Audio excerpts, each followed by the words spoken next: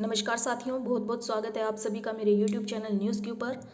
और आज की हम इस वीडियो में डिस्कस करने जा रहे हैं हिमाचल प्रदेश से जुड़ी हुई कुछ महत्वपूर्ण खबरें हैं। दैनिक भास्कर जो अखबार है उसी में से कटिंग्स जो हैं ली गई है। और चलिए शुरू करते हैं। पहली जो खबर है वो कीरतपुर नेर चौक 4 लेन निर्माण कब तक पूरा होगा, हाईकोर्ट। तो हिमाचल हाई कोर्ट ने कीरतपुर नेरचौक 4 लेन निर्माण में देरी होने पर कड़ा संज्ञान लिया है। कोर्ट ने ठेकेदारों से निर्माण कार्य पूरा करने में लगने वाले समय सीमा की जानकारी मांगी है। बेंच ने ठेकेदार से सड़क निर्माण संबंधी जो है ब्यौरा भी तलब किया है। और जस्टिस तरलोक सिंह चौहान, जस्टिस वीरेंद्र सिंह की बेंच को यह जानकारी दी कि ठेकेदार 4 लेन के निर्माण में देरी के लिए कोई ना कोई बहाना बना रहा है। मामले की सुनवाई 1 नवंबर को निर्धारित की है। कोर्ट ने बिजली विभाग को भी आदेश दिए हैं कि वे आगामी सुनवाई तक वांछित ट्रांसफार्मर लगाए। और कोर्ट को बताया गया है कि NHI से स्वीकृति न मिलने पर ट्रांसफार्मर नहीं लगाया जा सकेगा।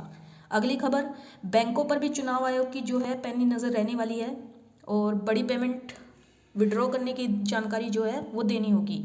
विधानसभा चुनाव को निष्पक्ष और सही ढंग से निपटाने के लिए चुनाव आयोग की बैंकों पर पैनी नज़र अब रहने वाली है। और बैंकों पर नज़र रखने के लिए चुनाव आयोग ने सूचना एवं प्रौद्योगिकी विभाग को एक पोर्टल तैयार करने के लिए कहा है।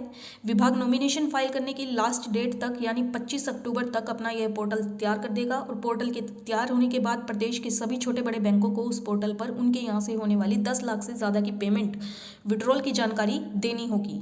बैंकों को यह बताना होगा कि किस व्यक्ति ने तय लिमिट से ज़्यादा उनके बैंक से जो है पैसा निकाला है। और चुनाव में अक्सर संभावना बनी रहती है कि प्रत्याशी पैसों के लेन देन से चुनाव को प्रभावित करते रहते हैं। इसी को रोकने के लिए यह कदम उठाया गया है। अगली खबर शिमला हिमाचल प्रदेश से। शिमला में पटाखों के स्टॉल लगाने की जगह जो है चिन्हित, अन्य स्थानों पर रहेगा पूर्ण प्रतिबंध। शिमला में जो है दीपावली के लिए पटाखों के स्टॉल लगाने के लिए जगह का जो है चुनाव कर लिया गया है। और अब इन्हीं जगहों पर खाली जो अब स्टॉल लगेंगी, बाकी सभी जगह जो है पूर्ण प्रतिबंध रहेगा। डीसी शिमला आदित्य नेगी का कहना है कि नगर निगम शिमला क्षेत्र के अंतर्गत पटाखों की बिक्री, उपयोग, बजाने एवं आयात पर चिन्हित स्थानों को छोड़कर अन्य स्थानों पर पूर्ण प्रतिबंध रहेगा। और शिमला नगर निगम एवं लोक निर्माण विभाग शिमला इन स्थानों का चयन में पटाखों के लिए स्टॉल चिन्हित करेगा। पुलिस विभाग शिमला सुनिश्चित करेगा कि किसी आपदा से निपटने के लिए स्थानों में पानी एवं रेत का पूर्ण मात्रा में जो है उपलब्ध रहे। और अग्निशमन विभाग सुनिश्चित करेगा कि पटाखों से उत्पन्न खतरों से विभाग की तैयारी दुरुस्त हो। यह आदेश 17 अक्टूबर 2022 से 24 अक्टूबर 2022 तक तत्काल प्रभाव में लागू रहेगा।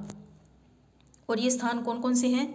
तो जो चिन्हित स्थान हैं उसमें ice skating rink Shimla, Balooganj मैदान समीप गोपाल मंदिर, संजौली क्षेत्र में लोक निर्माण विभाग की पार्किंग से आगे, खलीणी बाईपास समीप त्रिलोकचंद की दुकान, हिमाचल प्रदेश विश्वविद्यालय मैदान समरहिल, छोटा शिमला कुसुमपट्टी सड़क की ओर, ग्राम पंचायत चमयाला मैदान, भट्टा कुफर, मशोबरा सहकारी समिति मैदान, विकास नगर पुलिस चौकी के समीप, और प्राथमिक पाठशाला शोकी मैदान, कुसुमपट्टी रैनी मैदान, विजयनगर टूटू नालागढ़ सड़क मैदान क्षेत्र में जगह जो है तय की गई है।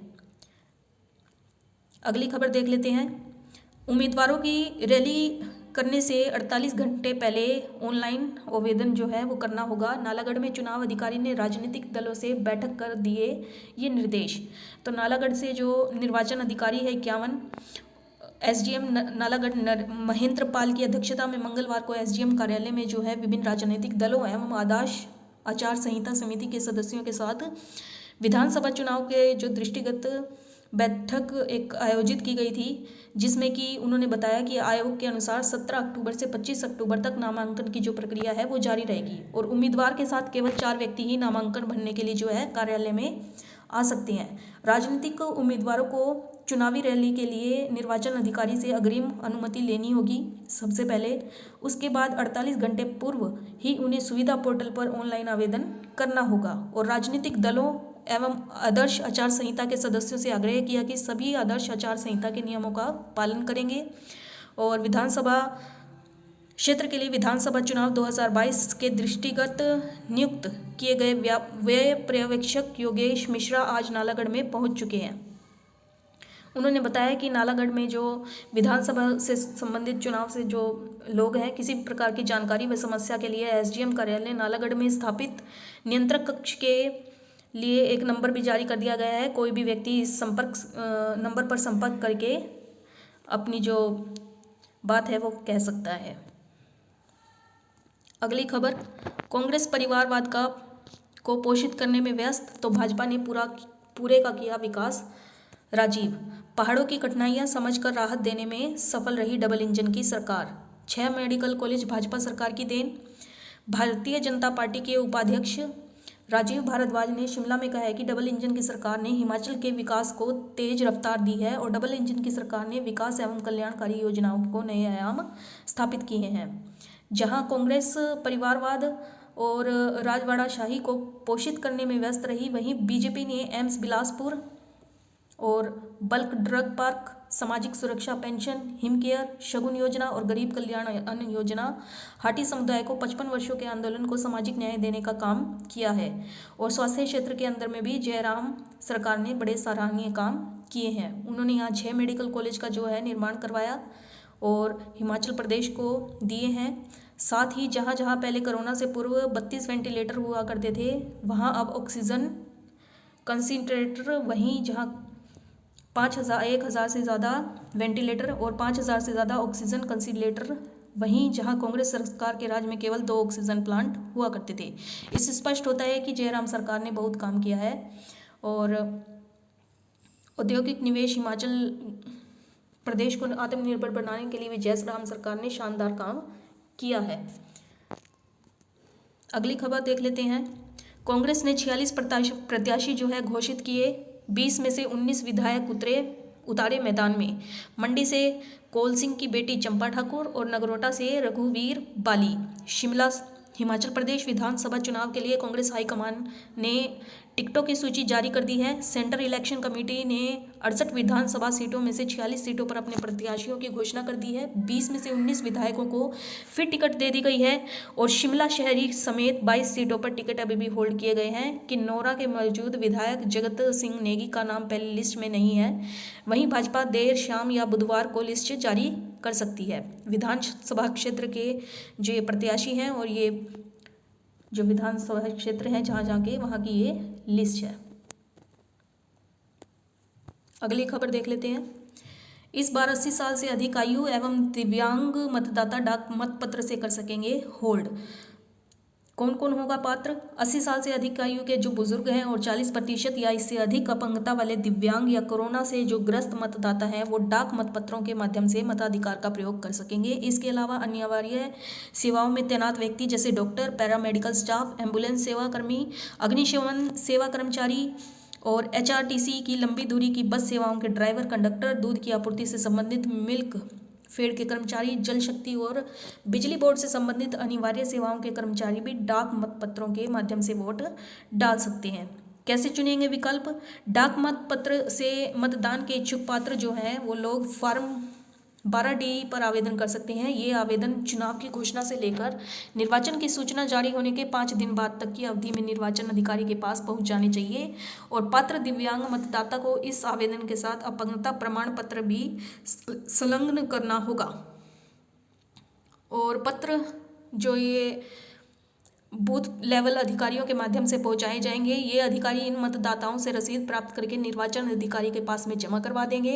अगर किन्हीं कारणों से पात्र मतदाता उपलब्ध नहीं है तो बूथ लेवल अधिकारी उस मतदाता की जानकारी को साझा करेंगे और निर्वाचन की सूचना जारी होने के बाद 5 दिन के भीतर दोबारा मतदाता के घर जाकर रसीद प्राप्त करेंगे। और इसमें विवरण और मतदाता सूचियों में दर्ज नाम के मिलान के बाद ही निर्वाचन अधिकारी डाक मतपत्र जारी करेंगे और निर्वाचन अधिकारी इन सभी मतदाताओं की सूची मान्यता प्राप्त राजनीतिक दलों के प्रत्याशियों के साथ भी साझा करेंगे। और मतदान केंद्र तक पहुंचने में असमर्थ 80 साल से अधिक आयु के बुजुर्ग और दिव्यांग मतदाता मतपत्र के जरिए अपने वोट डाल सकेंगे। यही जरूरी नहीं है, सेवाओं में तैनात कर्मचारियों के लिए भी यह सुविधा मिलेगी। अगली खबर, परीक्षाएं दोबारा करवाने व पूर्ण मूल्यांकन को लेकर उप कुलपति को भेजा मांग पत्र और पेपर लीक होने व परीक्षाएं टालने की वजह से मानसिक एकाग्रता पर भी पड़ रहा कुप्रभाव, सिलेबस पूरा नहीं हो पाया है और परीक्षा से कुछ समय पूर्व ही कॉलेज के सभी अध्यापकों को दूसरे कॉलेज में पढ़ाने के लिए भेजा जाता रहा। उन्होंने कहा कि परीक्षाओं के समय कॉलेज प्रशासन द्वारा व अध्यापकों द्वारा डाउट क्लासेस मुहैया करवाई गई, परंतु हमें इसमें किसी भी तरह की जो सुविधा है कॉलेज प्रशासन द्वारा नहीं दी गई और सिलेबस पूरा नहीं हो पाया है। छात्रों ने वीसी से आग्रह किया कि हमें परीक्षा फिर से देने की अनुमति दी जाए ताकि सभी विद्यार्थियों की उत्तर पुस्तिका को फिर से चेक करवाने के आदेश दिए जाएं, जिससे हमें यह संतुष्टि हो सके कि हमारी उत्तर पुस्तिकाओं को पुनः अवलोकन करके परिणाम घोषित किया गया है। और ये जो खबर है ये गवर्नमेंट कॉलेज मैदान नैनोन के BSSC तृतीय वर्ष फिजिक्स के छात्रों ने हिमाचल क्षेत्र के जो हिमाचल प्रदेश विश्वविद्यालय के उप कुलपति से आग्रह किया है। अगली खबर, हमीरपुर जिले में दूसरे दिन भी कोई नामांकन नहीं भरा गया है और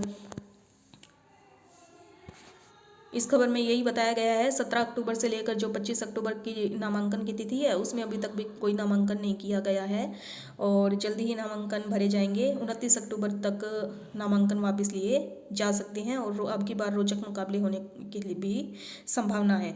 मंगलवार को सियासी गलियारों में प्रत्याशियों को लेकर चर्चाओं का दिन भर जोर चलता रहा। देर शाम कांग्रेस की टिकट आने के बाद अब सुगबुगाहट जो है वो बढ़ चुकी है। अगली खबर, मंडी दूसरे दिन भी कोई नामांकन नहीं, बिलासपुर में भी किसी उम्मीदवार ने अभी तक नहीं भरा है कोई नामांकन। अगली खबर, 11 से 14 नवंबर तक अंतर्राष्ट्रीय लवी मेला, 4 से 6 नवंबर तक आशु प्रदर्शनी। रामपुर के पाट बंगला मैदान में 11 से 14 नवंबर तक यह अंतर्राष्ट्रीय लवी मेला सजेगा। मेले के आयोजन को लेकर DC शिमला ने की बैठक। अगली खबर, बिना दस्तावेज के 50,000 से ऊपर अगर नकदी मिली तो होगी जब्त। विधानसभा चुनावों के दौरान अगर किसी व्यक्ति के पास जो है 50,000 से अधिक नकदी बिना दस्तावेज के पाई जाती है, बिना कारण किसी पाई जाती है तो उसे जब्त कर लिया जाएगा। और नोडल अधिकारी निर्वाचन क्षेत्र नाचन एवं SDN गोहर रमन शर्मा ने लिखित में यह जानकारी देते हुए बताया कि आम व्यक्ति किसी दल का कार्यकर्ता बिना दस्तावेज या बिना कारण के किसी पास 50,000 रुपये से ज़्यादा नकदी लेकर ना चले और अगर वह पाया जाता है तो उसे तुरंत पकड़ लिया जाएगा, उस पर कार्रवाई की जाएगी। और व्यापारी वर्ग को भी खरीदारी के लिए 50,000 से ज़्यादा नकदी रखने के लिए पर्याप्त दस्तावेज जो है दिखाने होंगे। और विधानसभा चुनावों के दौरान मतदाताओं को प्रलोभन देने के किसी भी इरादे को सफल नहीं होने दिया जाएगा और इस पर कड़ी निगरानी रखते हुए कार्रवाई की जाएगी। और अगर किसी के व्यक्ति के पास में जो 50,000 से ज़्यादा नकदी मिलती है तो उसे जो है जब्त कर लिया जाएगा।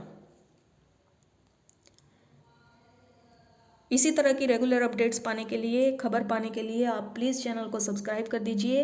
वीडियो अगर अच्छी लगती है तो इसे लाइक कर दीजिए और अपने सुझाव कमेंट सेक्शन में ज़रूर लिख भेजिए। धन्यवाद।